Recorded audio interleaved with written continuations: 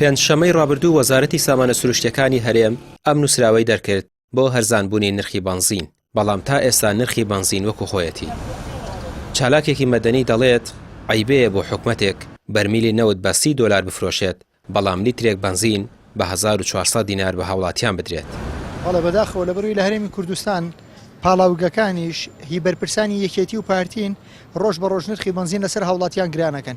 ئێستاشی لەسەر بێ من پێم سەیرە بەڕاستی پێشنیاری ئەویان کردووە یان فەرمانیان بەوە کردووە کە باجی سەر بنزین لا بدەن، لە کاتێکە نەوتی هەرێمی کوردستان بە $30 ئەدرێ بە پاڵاوگەکان بڕاوکە شەربەتی مێوش بەرمیلێکی بای $50 ئەوان نەوتە فرۆشن بە $30 ئەیدەن بۆ پاڵاوگەی خۆیان وە قازانجە گەورە و خەیاڵیەکە بۆ پاڵاوگەکانی خۆیانە ئەو بنزینی خۆیان ئەیهێن لە بنزیخانەکانی فرۆشنەوە بە نرخی گران و لەسەر هاوڵاتیان و لەسەر شۆفێری تەکسی گرانەکرێ. بۆیە ئەو بڕیارە من وازانم هەر بۆ چاوبەستە، وەڵای هەر هیچ ببرەمە و بەهایەکی نییە. تۆ نەوتی هەرێمی کوردستان بەڵکو ئامادەی نەوتی هەرێمی کوردستان بکەی بە بنزین بیفرۆشی بە وڵاتانی دراوسێ، خێر ئێستا داوای بنزین لە وڵاتانی دراوسەکەیت. گرانبوونی نرخی بنزین شۆفێرانیشی تووشی گرفت کردووە، بەتایبەت شۆفێرانی تەکسی بە تەواوی نیگەران بوون. وڵی کاریگەری کردو سەری شێمە بەس پارە گۆڕینەوەگەمان بۆ ماوەتەوە حیشی تر پێشتر بای 12,000 توێکرد ێستا بای 20,000 تێکم، ینی من خەتی پێنجۆنم ێسمە 50 بای 20,000 بنزین نەخوا، بەڵام جاران پێشتر بای 12,000 بنزین نەخوات. پێشتر ئێستا بۆ پارەی تێیەکەی بەنمونە ئێستا تۆ بای 25,000 پێشتر ئەگە تێبگدا چەند لە تریەکرد؟ 25,000 پڕیەکرێت، ئێستا 25,000 نیوەیەکات ئەو پەڕێگە نیوەیکە ئەو پەڕێت.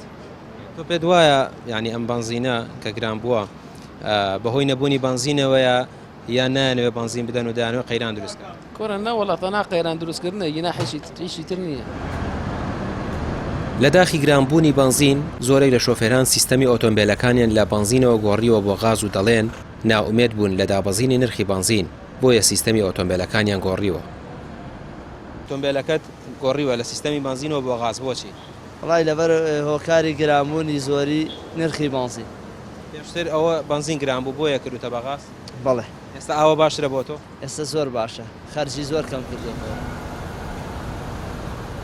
سەرباری هەڵگرتنی باج لەسەر هێنانی بنزین، بەڵام بازرگانەکانی هاوردەکردنی بنزین تا ئێستا بنزینیان هەرزان نەکردووە.